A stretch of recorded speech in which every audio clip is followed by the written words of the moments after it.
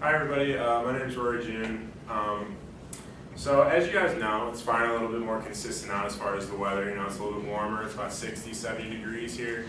But I'm sure as you guys know vividly, a few months ago, even up to a couple of weeks ago, it would fluctuate from 30 degrees in the morning to 70 degrees the next morning. And actually, there's a very funny picture of Mount Union even in September. So it's not even in the spring or anything like that, but even at the end of the summer where, or not, maybe not September, but maybe towards November, but there's a funny picture of a Mount Union football game where in one half the field is completely like uncovered, it's a very beautiful day out, and then the second half it is just covered in snow. Can't even see the lines, can't see anything. And my point saying this is that no one really notices this kind of stuff, and if it weren't for someone like Al Gore spreading his awareness and trying to find solutions for this, I don't think people would really understand the severity of things like climate change and global warming. So with that being said, just a quick introduction to Al Gore. He was born in Washington, D.C., but grew up in Tennessee, and he was born in March. He attended Harvard. He had kind of a crazy life after he graduated from Harvard. He went to divinity school in Vanderbilt, and then he kind of quit that. And then after that, he went to law school. Then he kind of called it quits for that. And then he actually went to the military. And then when he got back from the military, he was a journalist. And so as you can kind of see, he was kind of all over the place for a little bit. And then after that, he kind of just settled down. He was like, you know what? I'm just gonna take what I learned in college and kind of run with it and go into politics. So after that, he went to the House. He went to the House, then he went to the Senate, or vice versa. But other than that, he went into politics. And so with that being said, he was vice president from 1992 to 2000 under Bill Clinton, as we all know. And then after that, before that, he made a bid to actually run for president as a Democratic candidate, but lost the preliminary round. And after that, he was asked to be Bill Clinton's running mate. And then in 2000, he again made a bid to run for president, but lost to George Bush, which is a very controversial thing.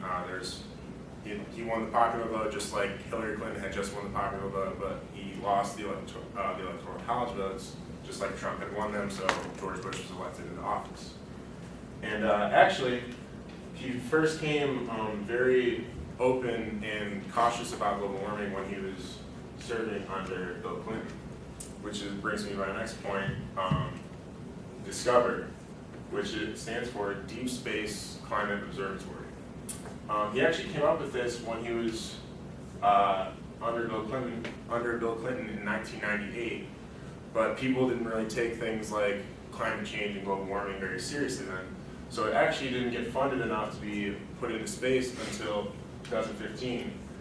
And what it does is it revolves around the Earth, takes multiple different pictures, kind of compares and contrasts them, see what kind of stuff changes, like as far as the ice caps, maybe different like cloud things, like you can see in this picture, which was actually taken by the satellite. And one of the very first and its overall goal is to conduct scientific missions. And one of its very first and probably most important scientific missions was to conduct the first ever energy budget for Earth. And I tried to research this a little bit. I got a whole bunch of other stuff about different missions that it's getting, but those weren't very relative to the topic. But I tried to find the energy budget, and it wasn't very descriptive. So what I think it probably is something like just the overall carbon footprint, like what kind of solar energy you bring in, what kind of hydro energy you use, stuff like that. I would imagine, I mean, it's got to be something where it's just natural gases and how much CO2 and emissions we put out. And then his next one, on top of the first energy budget, has a lot to do with this next one, which is the Climate Reality Project. This one was founded by Gore in 2005, and it's an NPO, nonprofit organization for those who don't know. And its sole purpose is for fixing climate change. This is the more popular one you're going to hear about. You're going to see this one in newspapers and like hashtags on Instagram and Twitter and Facebook and stuff like that. This is the one you'll see in the media because it's very popular because it's, like it says on the slide, it uses different forms of communications that will reach to many different demographics to spread different types of information that need to be important. And what its main goal, like I said, is to probe dangers and offer different solutions. And this one actually has a couple separate campaigns too.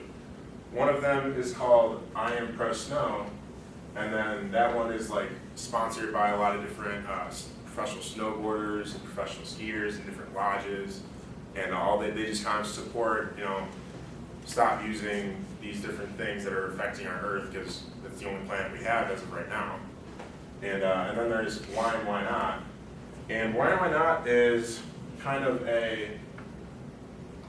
it's a compare and contrast almost. It's like, for example, I was looking at I looked it up and it said, environment versus economy is one of the questions. Why are we choosing the economy over the environment? Because we need one to survive with the other. Another one would be China versus carbon emissions. As most of us know, China is one of the most polluted countries in the planet, along with LA, I'm assuming New York and other different countries like that are also in the same category. And then, so it's just stuff like that is what this kind of project does.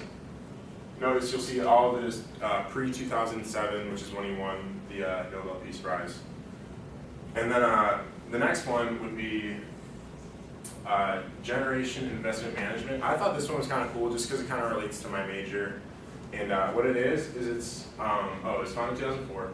And what it is it's just kind of it's a company that takes different investments and allocates them to affect company sustainability. And what sustainability is for a company is the kind of stuff they use to make their products. So like in a sustainability report, you'll find something like how much water they use, how many employees they have, the amount of things that they have, their plastic, their overall carbon footprint, the amount of trash they have on really. And I actually have a quote that I found on his website, and it says, "It enhances economic returns while simultaneously confronting the world's greatest challenges," which is basically saying he's going to take your money, he's going to put it in something more useful like sun power, hydropower, and without spending that money on coal or nuclear power or other non-renewable resources, you're going to save money on that by using something that is renewable like water or sun.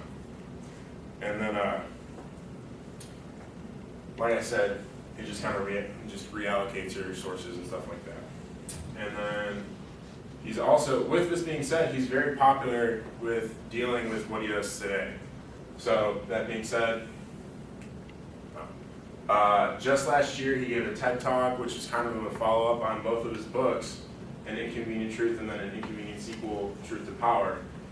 He has many more books than that, many more talks, but this one I've tried to watch some of it, and it's just kind of saying what the Inconvenient Truth says, like if we're on this pace, we're going to totally destroy our planet, we're not going to have anywhere to live, we're going to kill ourselves.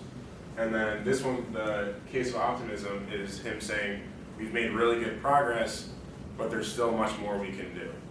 And other than just these few things, he plans on meeting with Ivanka Trump, our president's daughter, because she made it known that one of her main things is that she wants to bring climate change and global warming back to the surface so that we can keep trying to find a solution, put more valiant efforts into finding a way to bring it to not necessarily a halt, but stop it from progressing the way it is.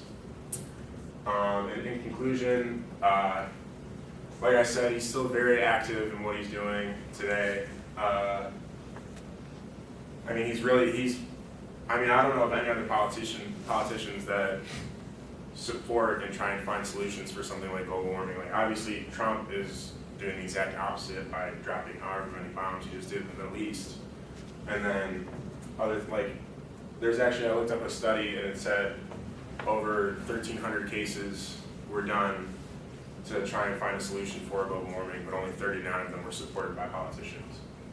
And like I said, he goes above and beyond with his efforts to find a solution, and that's why I believe he just the most deserving candidate for the Nobel Peace Prize. There are my sources.